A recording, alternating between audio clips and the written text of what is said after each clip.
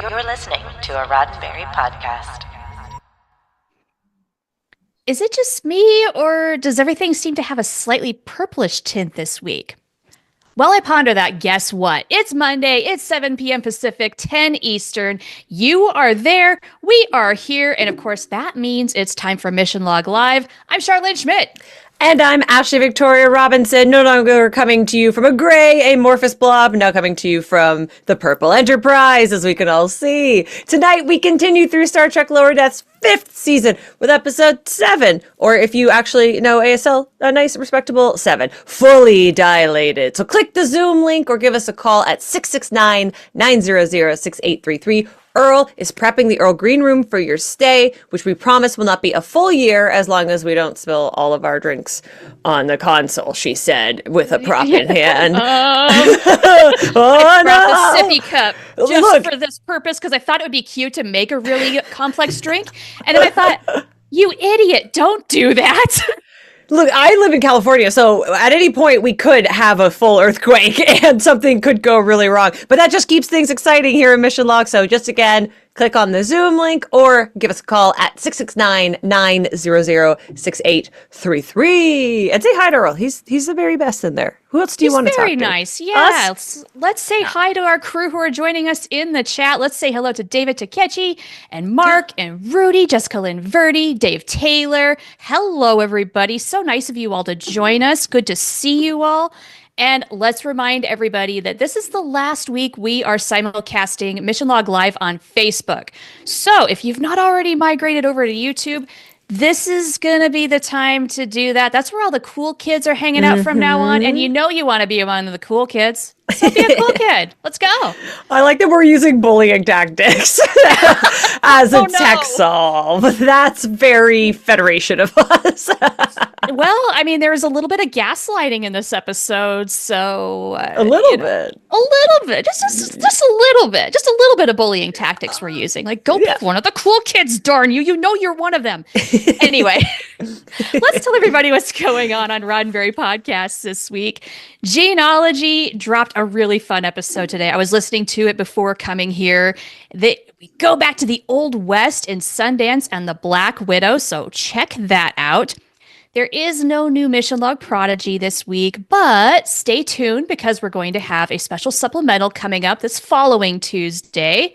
And then, Ashley, what else is going on later in the week? I'm sorry to continue the sad face trend, but Trek Files is on hiatus. But you know what? We love taking a break and looking after ourselves and not running ourselves ragged. They will be back very, very soon. And then on Thursday, Mission Log comes back from a holiday break with Tinker, Tenor, Doctor, Spy, with a special guest host, Mike Richards. That's an excellent episode, by the way. So I'm psyched to listen. I know everybody else is as well. Follow all of these amazing podcasts and everything that we're doing here on Mission Log all the dang time at podcast.roddenberry.com. Make sure that you like and subscribe to all of our content right here where the cool kids are, or we'll bully you at youtube.com/Roddenberry Entertainment, like the video that you're watching right now, which definitely has no bullying and won't get us flagged. No, and you're already here, so come on, do the thing.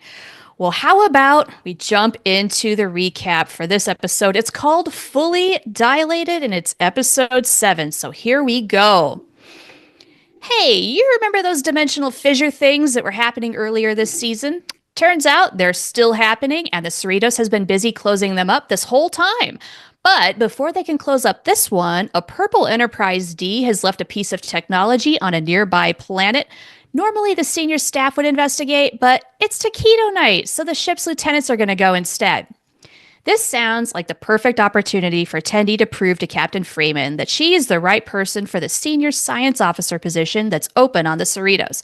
But T'Lyn has also expressed an interest in the job and is going to go on the away mission too, along with Mariner. After some plastic surgery to better blend in with the pre-industrial folks on Dilmer 3, they catch up to Boimler and Rutherford in the transporter room. They're sipping on I knew I was going to mess up the word. Michelitas? Yes, that's the word. That's the one. Okay. Yes, Slay Shark! Doing words is hard sometimes. You know it's live when. This is yet another thing Boimler's trying to do in his futile efforts to be as cool as his alternate universe counterpart. The guys explain to the gals that for every second that passes on the Cerritos, an entire week will pass on the planet's surface thanks to time dilation. T'Lyn takes a return beacon that's disguised as a piece of jewelry, and when it blinks, it's time to get to a place where the locals won't see them during transport. Good plan. This should be quick and easy. That is until Boimler gets a shrimp from his Michelita in his eye and spills his drink all over the transporter console.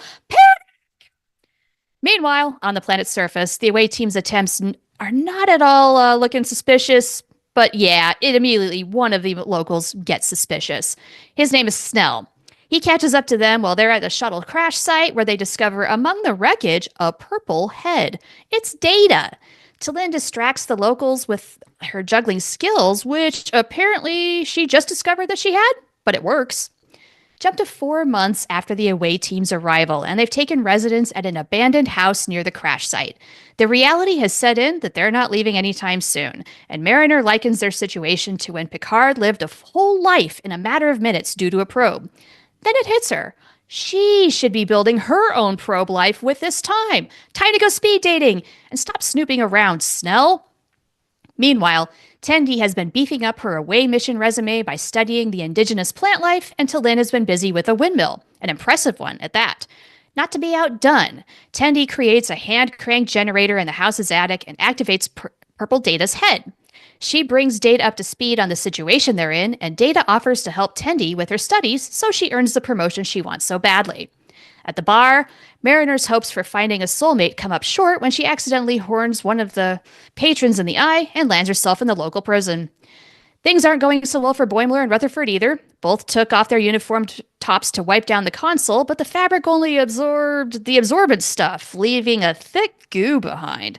Guess they'll just have to lick that off and try not to get zapped.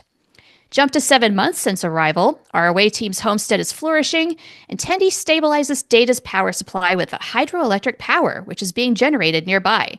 She hides Data's head under a sheet when T'Lyn stops by her room, asking if she would like to come with her to town, where she will sell her supersized produce for needed currency. Tendi declines, feeling the continued pressure to outscience T'Lyn. When Data notes that Vulcans don't require as much sleep as other species, Tendi decides she will maximize her productivity by foregoing sleep. How could that not work? Naturally, Snell is lurking around town as Mariner, freshly released from jail, catches up to T'Lyn, who's selling her massive produce. Mariner has goals of becoming a beloved member of the community and thinks she's a hero when she puts out a nearby fire.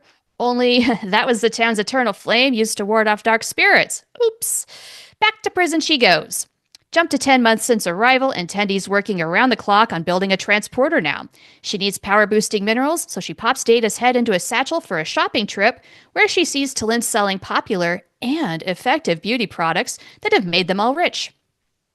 Aboard the Cerritos, Boimler and Rutherford have licked enough goo off the console for it to come back online, and they activate T'Lyn's transport beacon. She returns home where a frustrated and sleep-deprived Tendi thinks Data wants T'Lyn to receive the promotion to senior science officer, and she cuts off his power supply right before she falls asleep out of exhaustion. Snell, who somehow snuck into the house, clubs T'Lyn unconscious, and both officers wake up to find themselves tied together. Now Snell has proof that his lurking protects the town from witches and demon heads. This gives Tendi and T'Lyn a moment for a heart-to-heart. Tendi admits she was trying to outscience T'Lyn, who had no idea they were even competing, and T'Lyn did not effectively communicate that her actions were an attempt to rebuild their camaraderie. Both feel that the other deserves the job, and instead of competing, now they must work together. Tendi reactivates Data, who gnaws away at the rope tying Tendi and T'Lyn together, so they are freed. In her cell, Mariner sulks. Her soap flute sucks. She's failed in every other goal she's had for her probe life, too. Or wait, did she? Perhaps her friends were with her all along, in the prison. And thanks to a bribe of T'Lyn's hair tonic for the warden, Mariner's free. Again. Her prison friends? Not so much, but at least she asked. They're about to make their way to the rendezvous point when Snell stops them. He wants to show a group of townspeople that the evil talking head is in Tendi's satchel, only when it empties, a ginormous grape with a face painted on it falls out. The townsfolk all laugh it off and disperse while Mariner, Tendi, T'Lyn, and Data, under T'Lyn's cloak, make their escape to the rendezvous point. Snell, a few steps behind, also reaches the rendezvous point right after beam out. Sorry, Snell. On the Cerritos, Data gives Captain Freeman a recommendation for the science position before he returns to his universe through the fissure. Tendi and T'Lyn will share the position and work together, just like science buddies Data and Geordi on the Enterprise. The end. Woo! Well done. Oh, thank you. Thank you. That felt like it went a little longer than John, so I apologize. No, we like verbosity. We do? Okay. Well, We you do. know what? This episode's so good, it deserves just a good solid recap. I didn't want to miss a thing. It is a great episode, and I think we've been on a really good streak the whole season, but particularly like the last week's and this week's, I was like, oh, my little heart. It makes me so happy. All the science ladies sciencing. Yes. That's Oh, the feminism.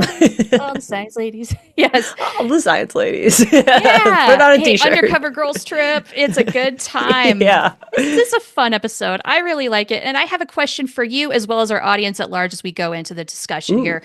When you hear the word dilation, what do you think about? Well, as a woman, I think about.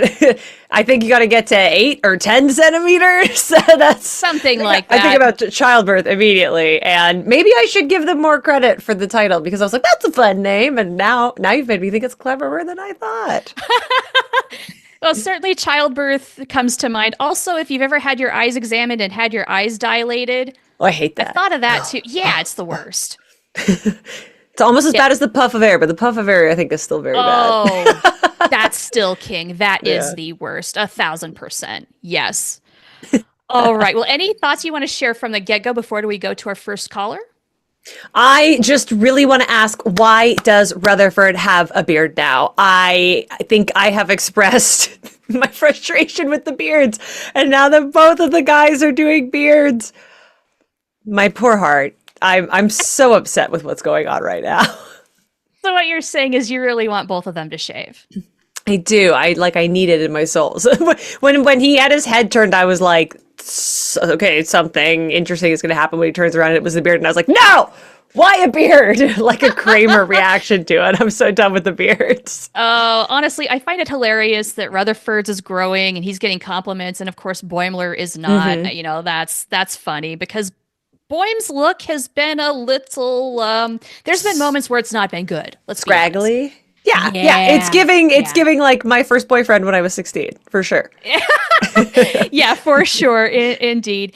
And also, it reminds me of when Geordi occasionally grew facial hair only for it to go away a couple episodes later.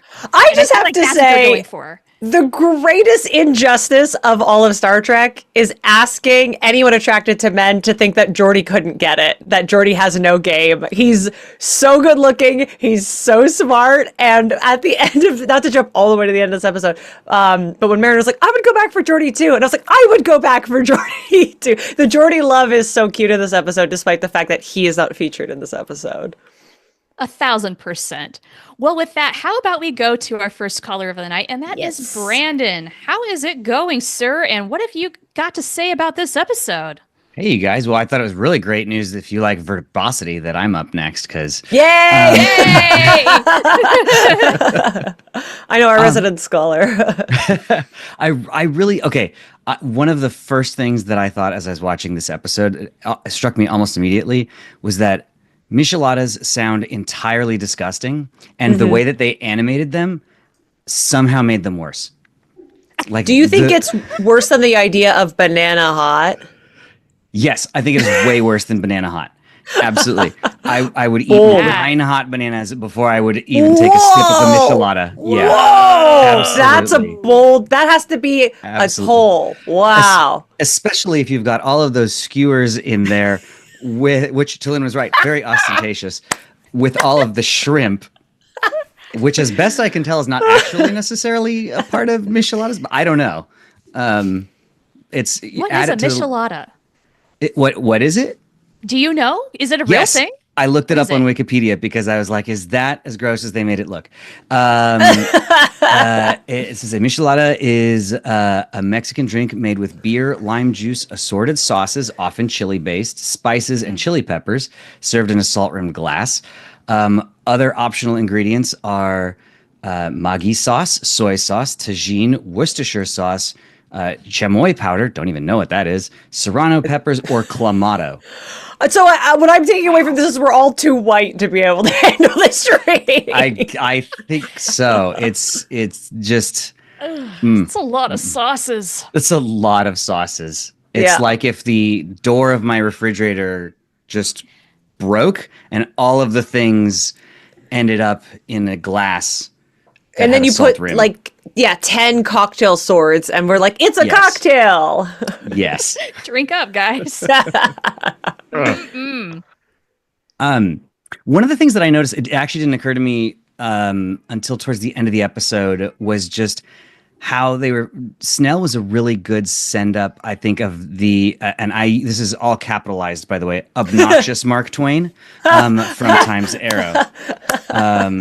Because we've certainly seen plenty of Mark Twains, and that one in that episode was super obnoxious. And this, this Snell guy, I would have loved to have seen more just about how everyone in town hates him. Because that has to be the situation right there where he's just so nosy. He feels like the 1000%.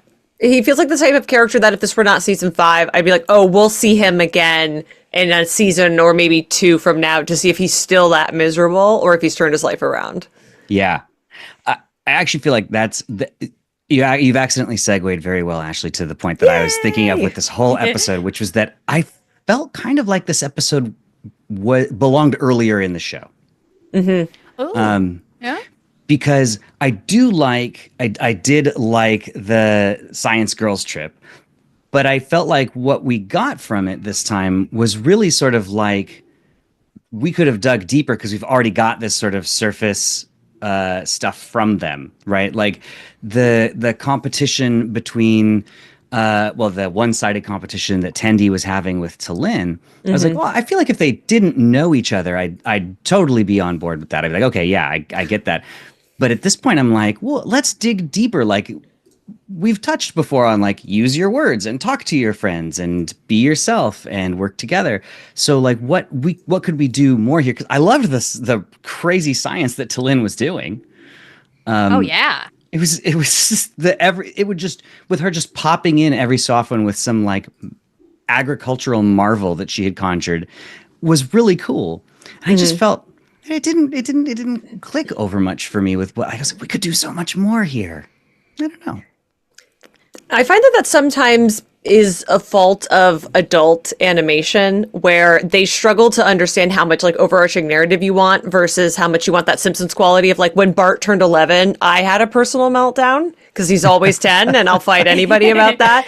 But I think when you're coming from a Star Trek perspective, especially with the legacy of like Deep Space Nine being one of the first overarching narrative television shows, you're like, I do want a bit of an arc, and we kind of got that last week with Mariner mentoring like a younger version of herself. And this does feel like if this had been in season 2, I think my kiss might have been T'Lyn and Tendi. Like it feels like a meet cute this episode a little bit. Yeah.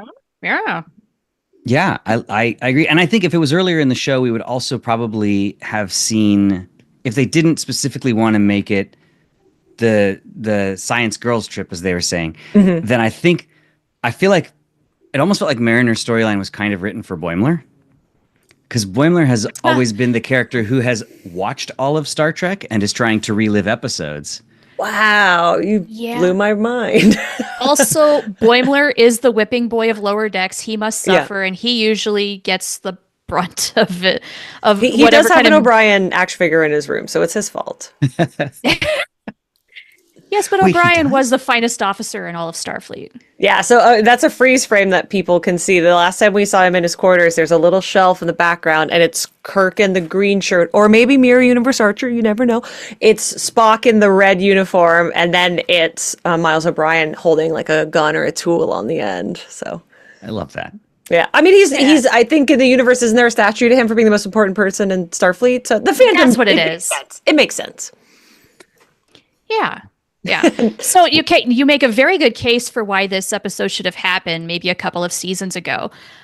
One thing that kind of irks me a little bit is when our characters get a little regressive, and occasionally they have this season. And I feel like competitive Tendi is the worst version of Tendi. She just gets so hyper competitive and worked up, and she's at her best when she's being her compassionate, wonderful self. So to see her doing this again, oh, come on, Tendi, no. Yeah. She said it at the top of the episode, the best person will get the job. Well, guess what? It's both of you. I'm glad that that's what happened. I wonder if that's Yeah. a reaction a bit to when we met her, because she was still with her sister and we saw her be like super selfless and put other people's needs before her. So I wonder if they were like, now we're going to do the other side of her character arc, which is her being competitive. That's a good thought. Didn't think about that. Yeah, Interesting. like that. Well, Brandon, any other thoughts that you'd like to share with us tonight? That was pretty much what I had here today, and I see John Arminio waiting, so he's going to have something I'm sure a lot better than what I had. So I'm glad I went first. Aw. No, you had good stuff, sir.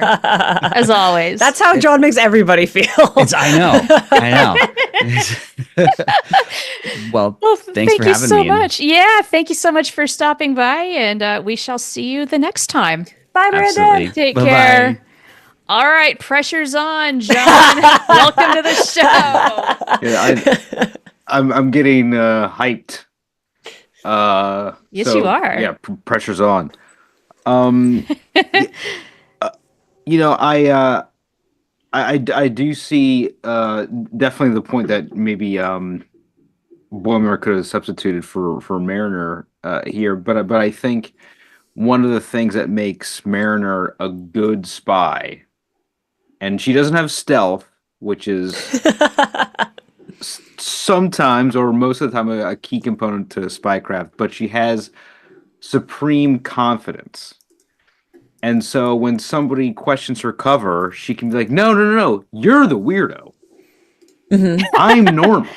I belong on this planet. You're the freak. And that's something that that I think a spy or an undercover agent kind of needs, the ability to know your role, even if you actually don't know it. That's you like Loki convincing me that maybe she could do the James Bond thing of being like, I've told them my name and they already know my name. What else are they going to know? And she's also able She to would make totally friends do inside of a jail. And I don't think Boimler could have made friends with those. He might have been very popular in prison. You don't know. Maybe. I don't know. Or they'd hit his guts. I'm not sure which. A nice soft Boimler inside of jail. I don't know. There's 3 more episodes. There's still time. Yeah, You're sure. right. You never know. But I have found a way to get me excited for a Section 31 movie, and that's Tandy, Taylin, and Mariner infiltrate Section 31 as part of a lower decks movie. Oh, now this could be fun. Yes. We all want a Lower Decks movie. I don't think that's even a secret. That's such a good pitch, John. No. Yeah. No, that's just something that needs to happen. Yeah. Truly. Yeah. And, Undercover Girls Trip again. Yeah. Let's raise the stakes. Let's get Section 31 involved. Let's let shenanigans happen. And I feel like that's such that side of Star Trek, the Section 31 side of Star Trek, and especially the way that it was introduced in Deep Space Nine, the way it seems to be going with the movie is such like a pessimistic view of Starfleet and the Federation, whereas Lower Decks, even if it is comedic, it really emphasizes the kindness and the compassion that is inherent in a career in Starfleet. That it's about the connection that we're able to make on this adventure through the stars, that it's not just about cataloging nebula. It's about especially on the Cerritos, their job is second contact, and so it's not just discovering strange new worlds. It's forging bonds with future members of the Federation, and I think that kind of empathy that is their mission could really benefit a Section 31 story, as opposed to like dismal pessimism. I like that. I like the idea of marrying these two very different concepts of Star Trek, with Lower Decks being the lighthearted fun, but also still drives home great messages type of show, with Section 31, which has that edge that people either love or don't. And what would happen if you put them together? You get my brain, my gears are cranking like crazy. I right love now, the black John. uniforms. They are sick, and the insignia is super sick. Yeah. Yeah, John, like I want to know, what do Michelle you Yeoh think? in stylish leather all day, but John, what do you definitely. think is the over/under on the non-Andorians? I'm so sorry, I don't remember what these aliens are called. Joining the Federation in future. Do we think they join, or do we think they don't join? with just 3 episodes left, Yeah. probably not. Yeah, I think we're gonna have to wait a while for them to develop warp capability. But maybe if another network renews Lower Decks, or if we get a movie, it's I would say 25% chance that we get to see it. Unfortunately. I appreciate you humoring me and giving me more than no percent. Okay. It's always possible. But I also loved logically encouraging Data. Just always looking at like, no, you're actually a genius, Tendi. This is good stuff that you're doing, and you also need sleep to perform at peak efficiency. And I thought to have that sort of angel on her shoulder was a nice touch. And who better than one of the kings of sciencing on a Starfleet Yeah. ship, Data himself. Like, I love it when Mariner fangirls a little bit.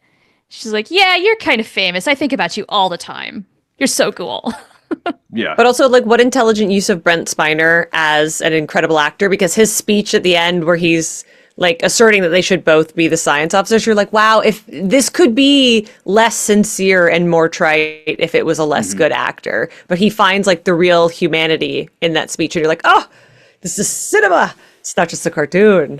And that's one of the strengths of Lower Decks, is that there is this incredibly deep bench of actors that they've drawn from in all the series of Star Trek as guests, and to not just have it as a gimmick or as a way to, or as fan service. No, they're giving these actors real meaty roles in these 22-minute episodes, and so that's great to see.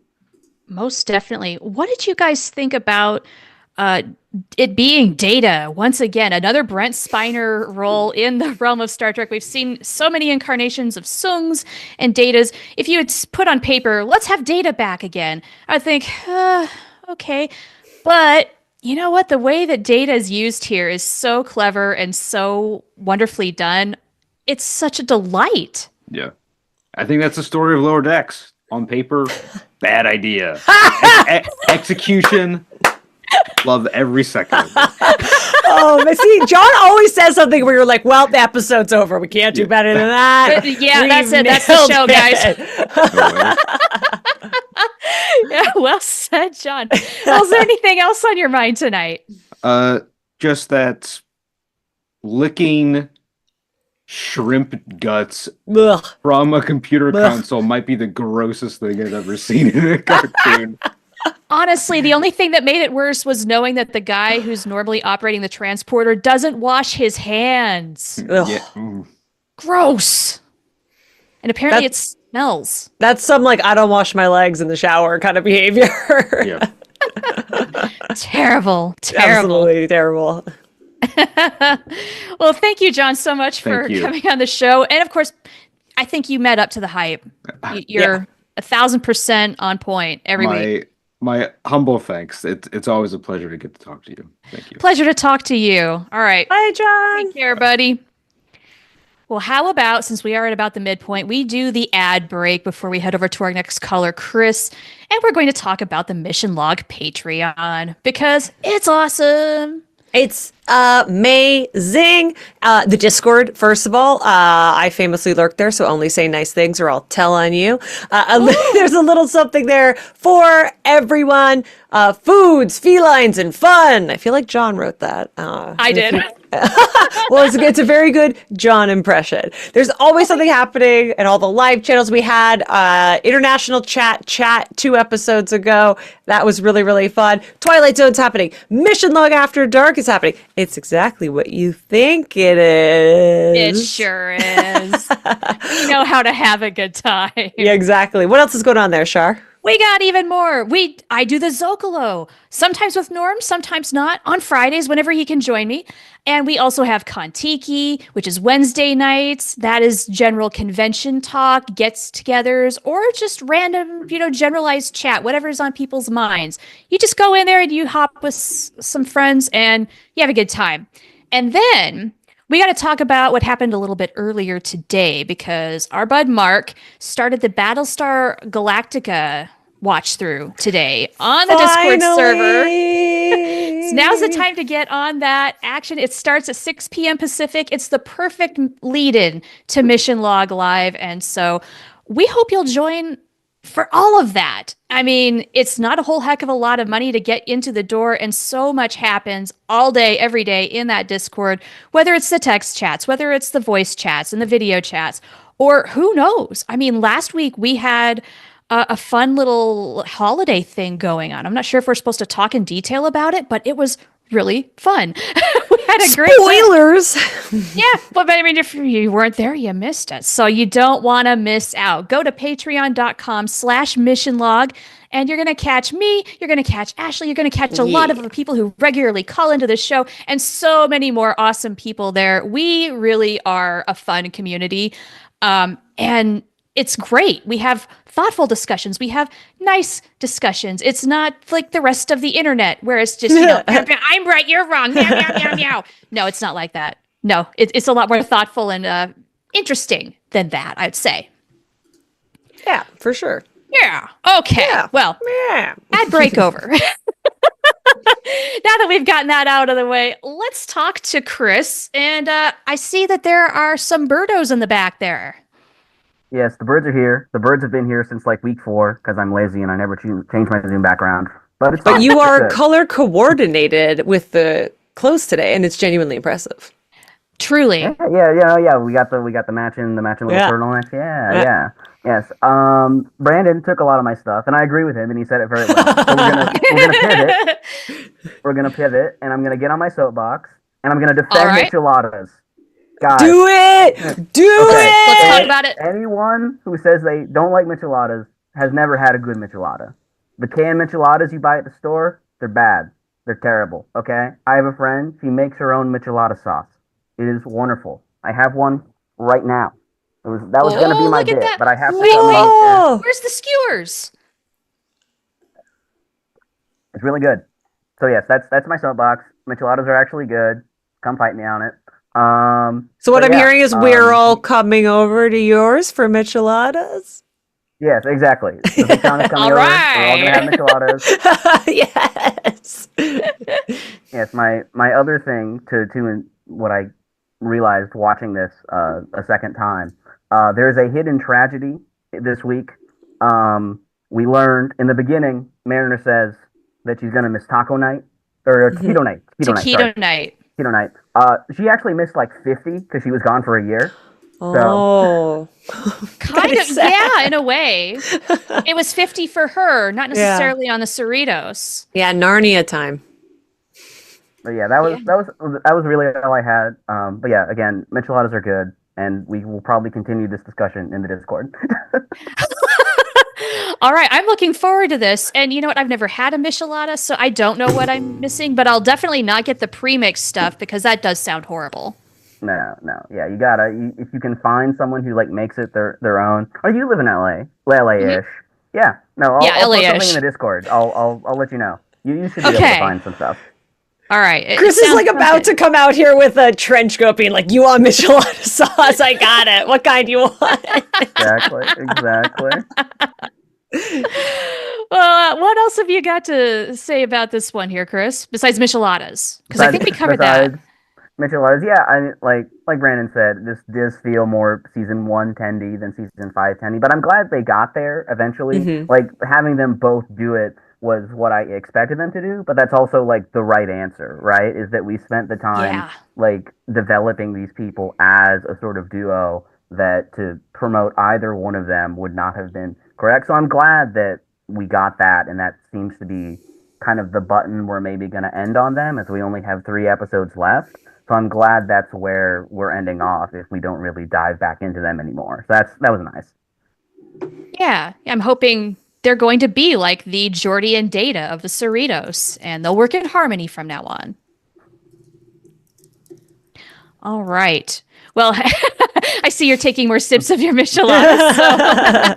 But silently, so we don't know what's happening. Yeah. I mean, honestly, you make it sound really good. I'd be willing to give it a shot. Just the thought of like throwing every condiment in my refrigerator together sounds terrible. So Yeah, the way they phrase it, that's a lot. The way I describe it to people is it's Bloody Mary mix in a beer, which is more. That honestly simple. makes it sound much more palatable. Yes, Yeah.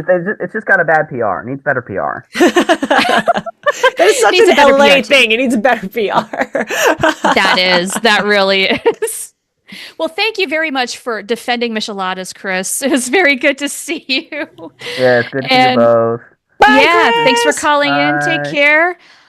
How about we move on to Paul Harveth again now, Mister? Yeah, I see Tendy is joining you for some micheladas, I presume. God, no. Strong take. Beer and Bloody Mary mix without vodka? Can you imagine that? No. I'll pass. Hard pass. Hard pass. Chris, I love him to death. He's got great taste in various liqueurs, including some brown sugar bourbon. That's absolutely incredible. But yeah, no, I'm a little too old for that adventurism. My God. I'm not sure. I'd either sleep for a month or be awake for a month, one of the two. Yeah. So, God, it's great to see you two, as always. Makes my week better. It's good to see you, Paul. Yeah, it's always fun to be here with intelligent people who talk about Star Trek. We just love Star Trek here. It's what we do. Okay, so we got to talk about Ta'ana and her cosplay stuff. That's I Yes, was hoping let's. someone was going to bring this up. I just found that so entertaining. The throwback to I'm a doctor, not a cosplay, whatever. It just made me smile. And then watching her like just grow horns on things, thinking, what else could you do with that little thing? We've also seen that she and Shax share a love for role play under certainly different circumstances, and it throws all of that into different relief as well. I didn't even think of that, but you never cease to amaze me, Ashley. Now you'll Just- never stop thinking about it, Paul. You're welcome. Well, no, I those days are behind me, but I'll periodically come back to it. You, however, I imagine will probably invest in one of these things and start chasing people around with it. Exactly. Here, grow this. Can I have two? Yes. Oh my God. A Well, now menace. let's move Absolute off of menace. that. Let's get to the sleeper part of all of this, which is going to lead to our fabulous conclusion of Lower Decks. Yet another dimensional fissure. Yes. Mm-hmm. Yes. How's this all going to end? And who in the heck on this ship is actually from that first dimensional fissure beyond the pad? The pad is obviously the intruder. Mm-hmm. We're still not sure about T'Lyn. And thank God we got T'Lyn back this week. I missed her. I always miss T'Lyn. She's just so grounding, I guess. She particularly as good as Spock was bringing everybody together on Enterprise. She is so important here to bring everybody back together. And she's particularly sensitive to odor, much like her.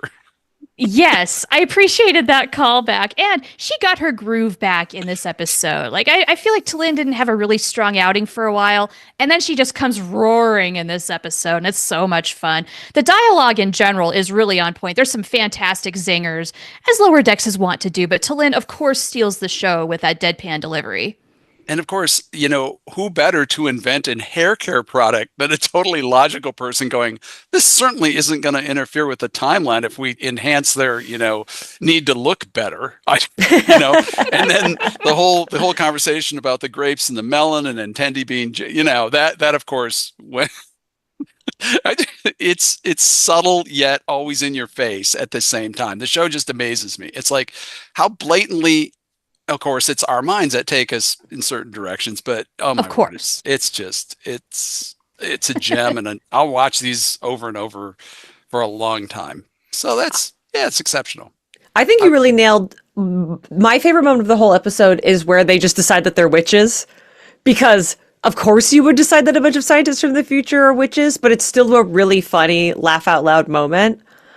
And I was like, I think you really just like nailed what I found to be so funny about that, is that it accomplishes both without, while simultaneously hitting you in the face with it and respecting you enough to not hit you in the face with it. But look at how many times they did that throughout the episode. The callbacks, the references, the just get your mind working. The brilliance of the writing combined with the vast history of things to extract and bring into this new format. These episodes, I mean, there's so much going on. I mean, I've brought up a couple weeks in a row about the opening, right? About all these new things that are happening. No, they've always been there. It's just me. I notice one at a time. One time I see the whale thing. The next time I see the hand thing. The next time I see this thing or the Voyager noise. I went back to the very first one and they were all there as best I could tell. So it's just me, not being, there's too much coming at you, right? And I think the greatness of Lower Decks it will just continue. It will just continue to be rewatchable and entertaining, and it's just fantastic. I hope that they find a new way to package this and continue it in another format, whether it's mid-decks or upperclassmen or rejects. It could be Star Trek rejects. I'd watch it. It sounds great. I watch any of them. So I found it hard to watch for the base premise. I'm not a big fan of competition in workplaces because there are times it really doesn't end well. Particularly if you've got two highly qualified people, and I guarantee you it never ends with them tying. So this is true. Our society doesn't necessarily allow that. And having played that for 37 years in corporate America, I just I don't need this kind of consternation from two of my favorite people here. But it ended okay. And Data, of course, was phenomenal. And having just his head made it even better. I'm just a head. Please don't disrupt me in mid-conversation. Right? He can help with the science questions as long as they don't require an arms, legs, or torso. There's just so much good stuff. So I'm going to step away and let Alan, give you his intellect as he always does. And just lovely to see you two. And do the Lower Decks thing. Here we go. Bye, Paul. Nice Bye, to guys. see you, Paul. Thanks for calling in. My pleasure. See ya. Bye-bye. Bye. All right. Well, Paul announced that Alan is next, and guess what? He's here. I thought you were going to pull some real magic, like you would have any control over this and be like, it's not Alan next, polite. I don't have that power. Earl has that power. I know. I was like, neither of us has that power. Sorry, Alan. No, that's all right. I'm just doing some algorithmic tossing here. So, wow. I almost said such a swear when I realized you weren't just doing the sarcastic Vulcan salute. That's so impressive. I'm ashamed. Well done. Now, did you just learn that? Did you just do it? No. This is a skill that I learned in gifted class in high school. Nice. And from what I remember, the faculty member, I believe he was a chemistry teacher. Shout out to Mr. Lowe.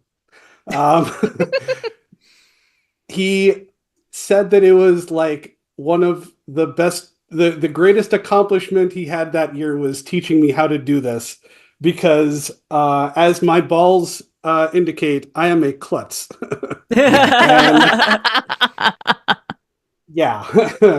Not an easy task, but somehow I managed to pick up at least that. Well, then how did you feel when T'Lyn absolutely downplayed the skill involved?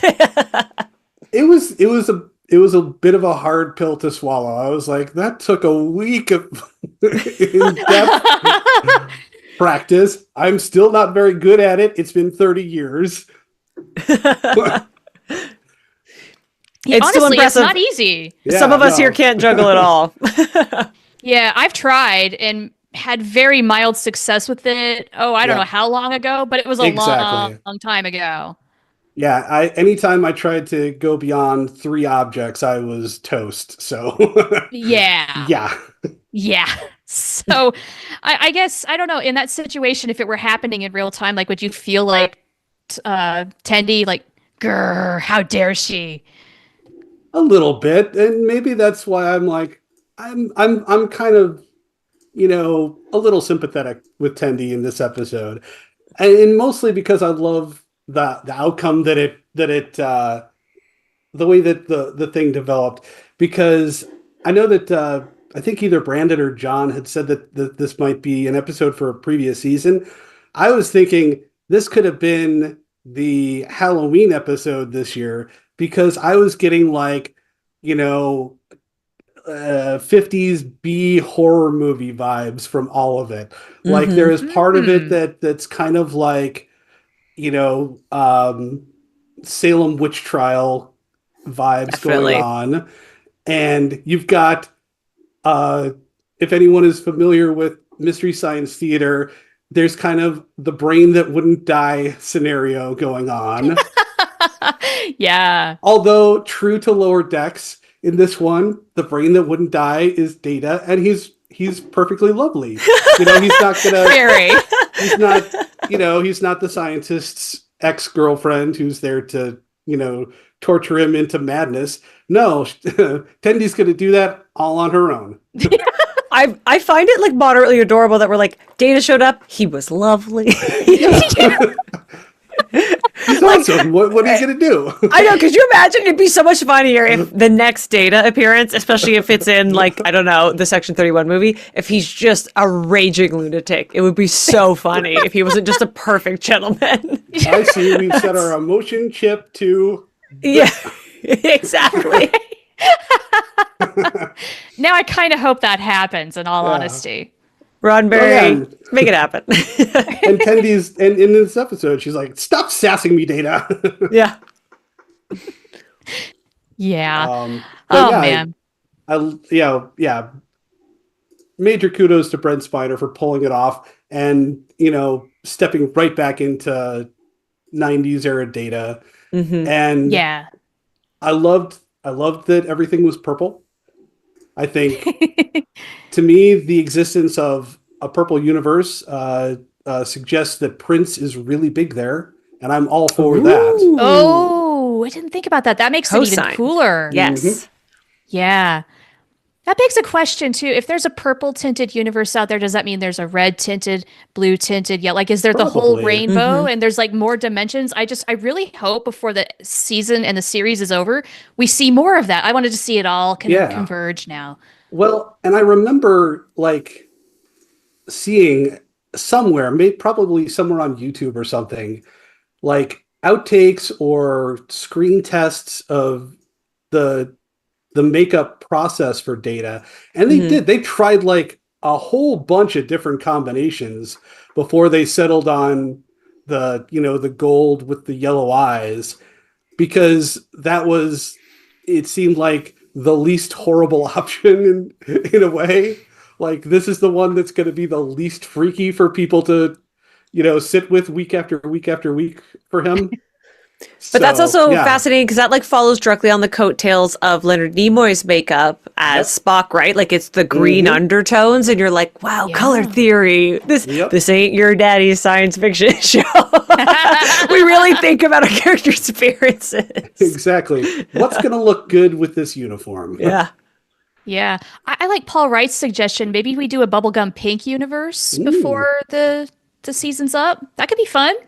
There has to be like, if we're going to get them all together and go full Green Lantern Corps, we have to put them back through a prison at some point, right? And then all the different colored people live together. It's going to happen. The green universe is susceptible to yellow, and Yes, exactly.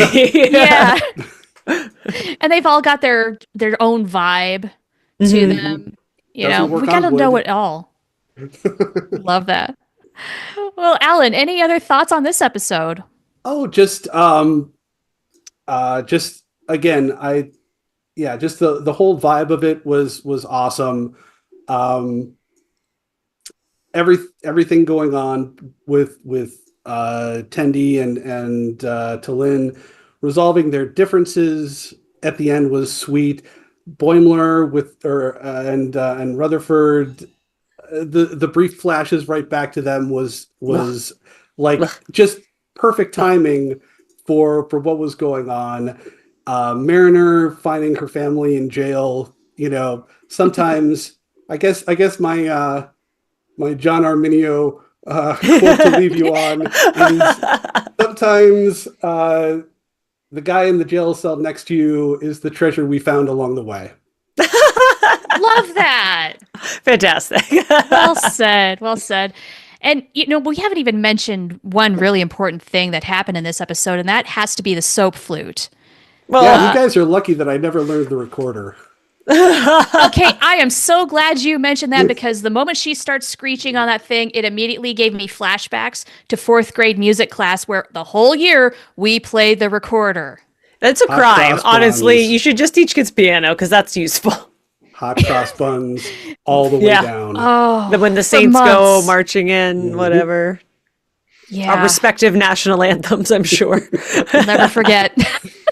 R.I.P. That is the Federation national anthem of the 4th grade time dilation universe.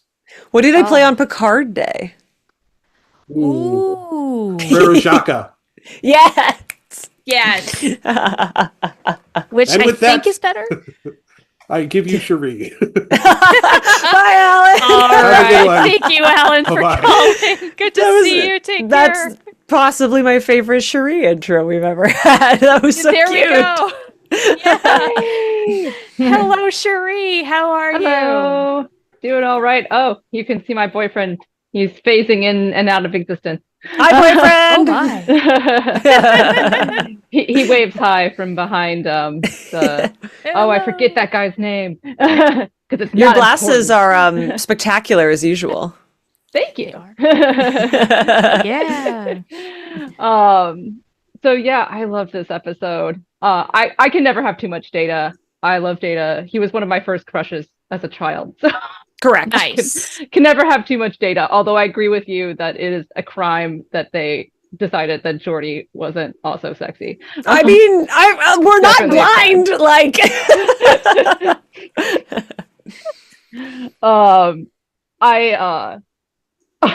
blind. Speaking of which, when Tandy said that Data was really fully functional, it's like, oh no, Tandy, that doesn't mean what you think it means. You know what? She's an adult. Maybe it does. Yeah. Ooh. Come on. They had to chewing go up for that line. It was a year, Cherie. It was a year. No, Use your imagination, folks. The delivery is absolutely. That doesn't mean what you think. Oh, sweetie. Whatever Yeah. people in the South say. Bless your heart. Yes. Yeah. Yes.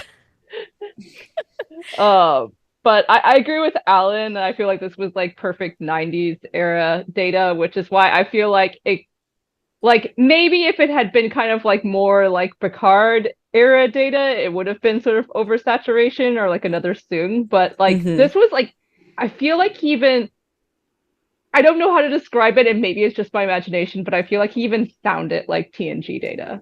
And he's like really good at impressions, so I feel like he might have actually made a conscious effort to sound more like himself back then as opposed to like himself now. Whereas I feel like in Picard, he kind of sounded a little bit more like himself now. And I feel like that, I think he's a good actor, so I think that's like a conscious choice. Because I know that like the reason he didn't want to play Data forever, because he's like, well, it doesn't make sense for Data to age. Yeah. Yeah. But it made more sense for the golem to be aged and stuff like that. But like, I think that means that he's probably making a decision to like play that differently, as opposed to like, he's like, oh, I'm 90s era Data again. This is what 90s era Data sounds like. And it was so much, it hit all the nostalgia feels. I loved it so much.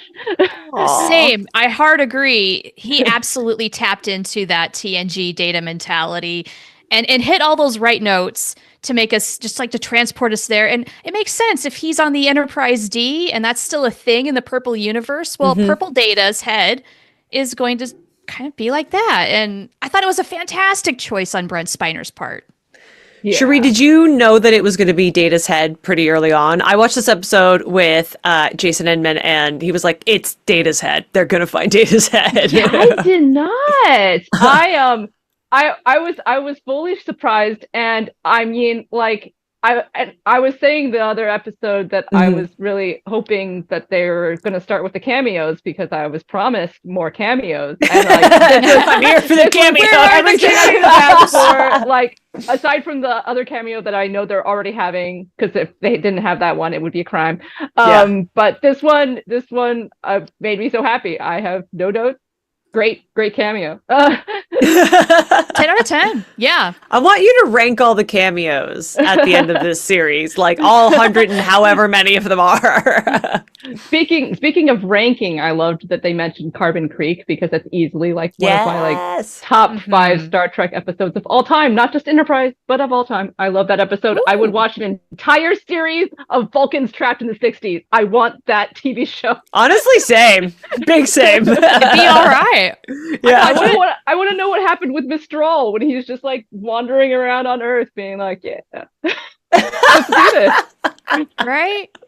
Yeah, that could be a lot of fun. I enjoyed the callbacks too. There were quite a few in this episode. They make a reference to Voyager and the time dilation episode there. There's the probe life, and of course the soap flute and Data's head. I mean, they throw in some good stuff here. Although I will call them out, and I've watched Carbon Creek many times because I love it. I don't remember a lurker. I don't think there was a lurker in Carbon Creek. That's the title of your memoir. I don't think there was a lurker in Carbon Creek. Yeah, I'll have to watch it again just to make sure. But I'm pretty sure there wasn't. I'm pretty sure there was no smell. You got me thinking. It's been a very long time since I've watched that episode, and I intend to rewatch Enterprise when Mission Log gets there. So I guess we'll find out in a couple first years. Contact Day because that's the real first contact. Correct. Yes. Correct. Well, any other thoughts, Cherie, on this episode? Yeah. I loved Tendy's arc in this episode. At first, I was kind of feeling like, it doesn't really match with her character for her to be so competitive. But then I was kind of thinking about it and remembering when she and Rutherford were competing over the tricorders, and they love each other. So, like, I think she's definitely got a competitive streak. And she even mentioned that she's like, I was on Orion recently. I think it brought out some stuff in me that I can work on. Yeah, it's true. And she definitely has had a competitive streak in her before, but it was a little weird to see it come back. I guess you have to rationalize it with the whole, the whole being on Orion thing. We just have to go with that. It also gave us the line, "I don't need sleep, I need science." This is true. Again, a t-shirt line. An amazing Great line. And it should be a t-shirt. Yeah, agreed. And I love that she like passes out right after this. Yeah. And yeah, I appreciated that she drooled. Yes.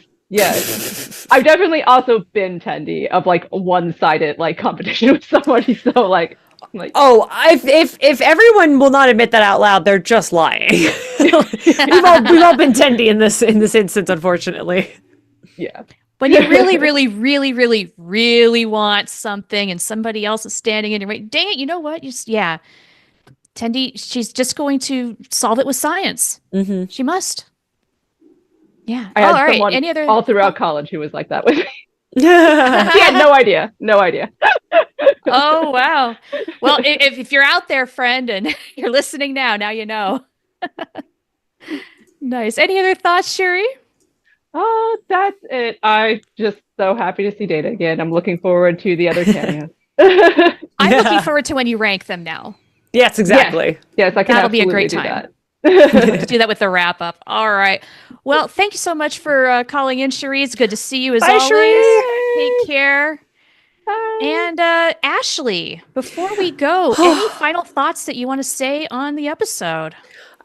Justice for Geordi's hotness. I think we've really done some good work on this front here today, and I thank you everyone for your donations as we've done this. I just want to shout out the line, "The guys botched standing at the transporter," because that's feminism. I just thought it was so funny because they said that, and my next thought was like, yeah, of course they did. Of course they're going to screw this up. Yeah, the girls are gonna, go on the mission, do all the work. They're gonna stand and find the moment that they could screw up. They did. Yeah. Could love that. How about you? Anything that we need to shout out before we shuffle off this mortal coil? Well, you hit the really important one, and that is the love for Geordi in this episode. Geordi has never gotten enough love. No. And I'm just it warms my heart that Data was really looking forward to being reunited with his friend. Mm-hmm. Like he was nothing was going to stop him from that. So honestly, I don't think I can do anything better with that. We've learned a lot tonight. Michelitas. We have learned about all of the callbacks. We have learned how science can make or break a person, literally. I think I'm tapped out. I think I'm good. Yeah. Yeah, I think we really nailed this one. Thanks, Star Trek. When it's good, it's good. They do all the work for you, honestly, and it's our honor to be in this position. It truly, yeah. And this is such a good episode of Lower Decks. What good fun. Yeah. And with that, Mission Log Live is produced by Roddenberry Entertainment. Technical production on Mission Log and Mission Log Live is by the incandescent Earl Green. Be sure to visit podcast.roddenberry.com for the latest from Roddenberry Podcasts. And if you want to support Mission Log directly, give us a look at patreon.com/Mission Log. Thank you again, Ashley, for co-hosting with me this week. What a pleasure. Thank you to everybody who joined us live or later. And we look forward to seeing you all for more Lower Decks next week. This is a Roddenberry podcast. For more great podcasts, visit podcast.roddenberry.com.